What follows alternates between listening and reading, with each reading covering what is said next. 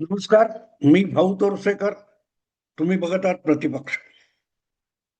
मित्रांनो, गंमत मला कधी कधी अशी वाटते की समोर जे आहे ते दिसत असूनही लोकांना समजून घ्यायची इच्छा नसते. सध्या देशाच्या कानाकोपऱ्यात कुठे कुठे बुलडोजर बुलडोजर बुलडोजर ही भाषा सुरू झाली. इकडे तिकडे अनधिकृत पाडलं, कुठे कुठच्या कोणाचं काय पाडलं जोडलं की बुलडोजर.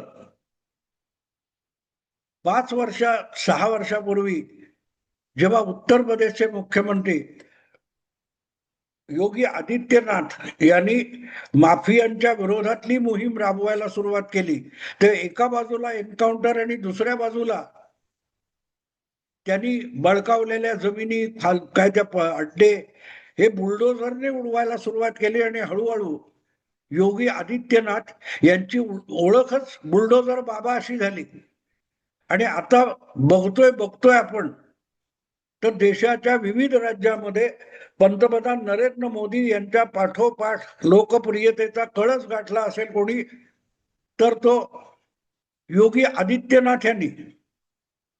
वर्षभरापूर्वी महाराष्ट्रात विधानसभेच्या निवडणुका झाल्या तेव्हा गाजत होते, पोस्टर लागलेले कोणाचे होते अनेक ठिकाणी, तर ते उत्तर प्रदेशचा मुख्यमंत्री योगी आदित्यनाथ उर्फ बुलडोझर बाबा. कारण अवघ्या 3 महिने आधी हरियाणामध्ये ज्या विधानसभा निवडणुका झाल्या, जिथे उत्तर प्रदेश सकट महाराष्ट्रामध्ये दणका बसला होता भाजपला, तिथे जाऊन योगी आदित्यनाथ यांनी जे भाषण केलं होतं त्या भाषणातलं एक वाक्य हे व्हायरल होत गेलं, बटोगे तो कटोगे.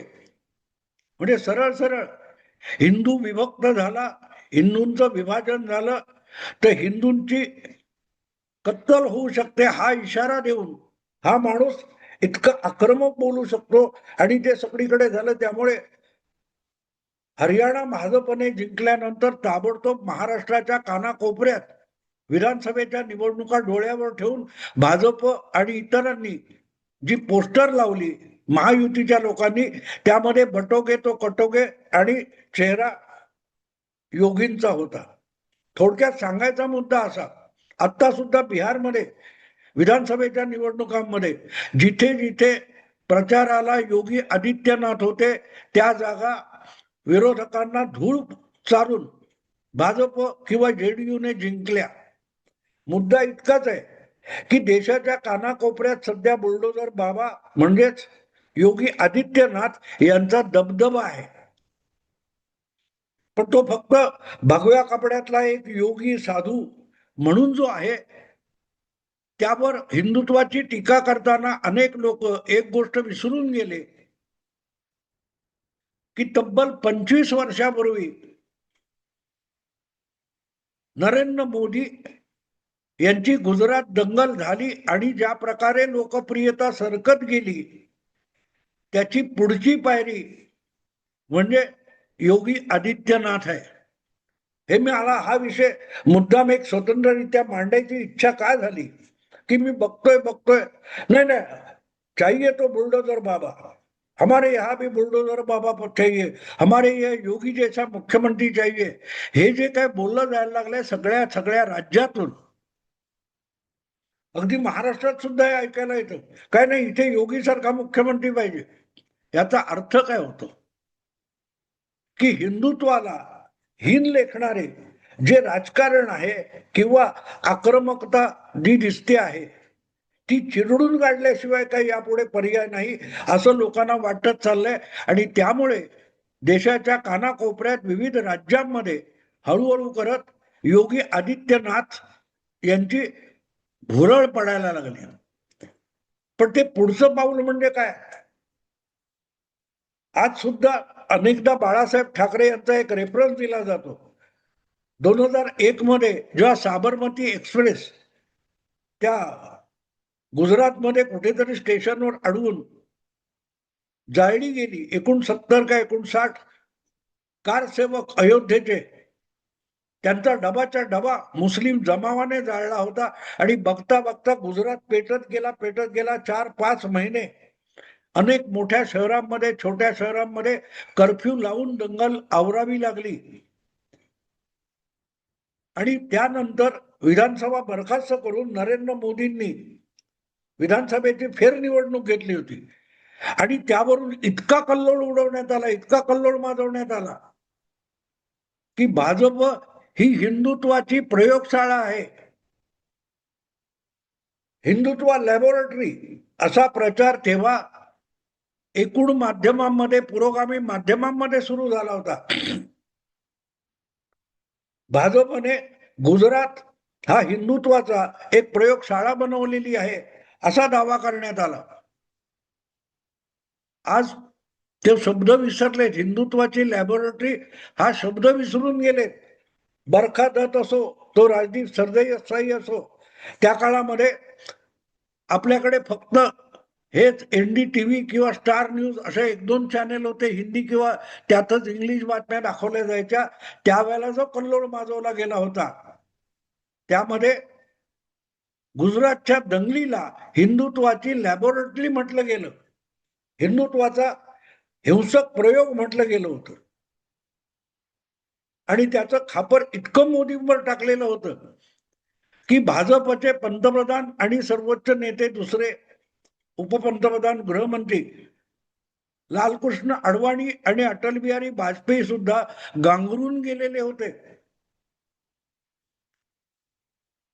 मोदींना हटवायचं असा विचार भाजपच्या डोक्यात सुद्धा घोळत होता आणि ती आठवण बाळासाहेबांचा एक व्हिडिओ तुम्हाला मिळेल.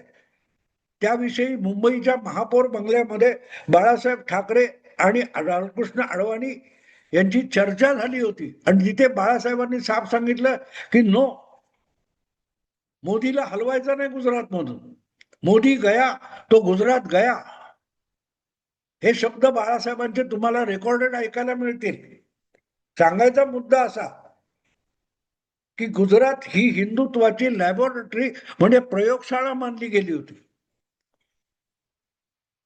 पण ज्या वेळेला भाजपत सुद्धा गडबड व्हायला लागली, गांगरल्यासारखं दिसायला लागलं, तेव्हा मोदींनी एक गणखर पाऊल उचललं होतं आणि थेट गुजरात विधानसभा बरखास्त केली आणि विधानसभेच्या फेरनिवडणुका लावल्या की जर गुजरातच्या जनतेला भाजप किंवा मुख्यमंत्री दंगलखोर वाटत असेल तर जनतेने त्याला रिजेक्ट करू दे. वेगवेगळ्या कोर्टात जाऊन त्यांच्या विरुद्ध अमित शहा वगैरे यांच्यावर खटले लावण्यात आले होते, आठवतं तुम्हाला? पण तो हिंदुत्वाची लॅबोरेटरी हा शब्द आज तेच सगळे पत्रकार, पुरोगामी पत्रकार विसरून गेलेले आणि इतके विसरून गेलेत की गुजरातच्या हिंदुत्वाच्या लॅबोरेटरीच्या पुढचं पाऊल किंवा पुढचा टप्पा आज आपण उत्तर प्रदेशात बघतो आहोत. मोदींची लोकप्रियता गुजरातच्या दंगलीपासून सुरू झाली आणि बघता बघता ती देशाच्या कानाकोपऱ्यात इतके गेली की मुस्लिमांचा कर्दन काळ असं जे चित्र रंगवलं गेलं त्याचा फायदा घेत घेत मोदींनी आपली छाप देशाच्या मतदारावर पाडली आणि त्याच्या परिणामी देशाच्या कानाकोपऱ्यात मोदींचा एक वोट बँक तयार झाली, हिंदू वोट बँक तयार झाली. मी त्याचं उदाहरण नेहमी देतो. त्या 2012च्या निवडणुकीमध्ये सद्भावना यात्रा म्हणून मोदी संपूर्ण गुजरातभर पदयात्रा करत होते, यात्रा केली होती त्यांनी, रथयात्रा. अशा एका प्रसंगी त्यांना एक मौलवी आला आणि ती जाळीदार टोपी द्यायला गेला, ती मोदींनी नाकारली आणि ती नाकारण्याचं दृश्य इतकं व्हायरल करण्यात आलं की त्यातून विपरीत परिणाम होण्याऐवजी चांगला परिणाम झाला आणि मोदींसाठी देशाच्या कानाकोपऱ्यात एक हिंदू वोट बँक तयार झाली. मोदींना हिंदूंचा मसीहा ठरवलं गेलं आणि दरम्यानच्या काळामध्ये मोदींची लोकप्रियता त्यांना पंतप्रधान करत असताना त्यांच्या विरोधात काहूर माजवणारे सगळेच्या सगळे पुरोगामी पत्रकार आज इतके बारगळून गेलेत की आपण कधी काळी गुजरातला हिंदुत्वाची लॅबोरेटरी म्हटलं होतं आणि त्या लॅबोरेटरीचा प्रमुख शास्त्रज्ञ हा नरेंद्र मोदी होता हे पण विसरलेले. पण दरम्यान हिंदुत्वाचा नवा चेहरा बुलडोजर बाबा किंवा योगी आदित्यनाथ म्हणून पुढे आलाय आणि मी आज एवढ्यासाठी सांगतोय की काल परवा बिहारच्या निवडणुकीमध्ये ज्या प्रकारे योगी आदित्यनाथ यांना प्रतिसाद मिळत होता आणि आता नव्या सरकारमध्ये बिहारच्या जो सम्राट चौधरी म्हणून गृहमंत्री झालेला आहे भाजपा, त्याने पण बुलडोजर हे हत्यार उपसलेलं आहे. एक प्रकारे योगी आदित्यनाथ हे अन्याय, अत्याचार, गुंडगिरी, बेकायदेशीर कृत्य याच्या विरुद्ध उभारलेलं हत्यार म्हणून बुलडोजर नावाचं एक हत्यार आता तयार झालेलं आहे. पण त्याचं प्रतीक ते हिंदुत्वाचं प्रतीक झालेलं आहे. आणि म्हणून गमतीची गोष्ट अशी आहे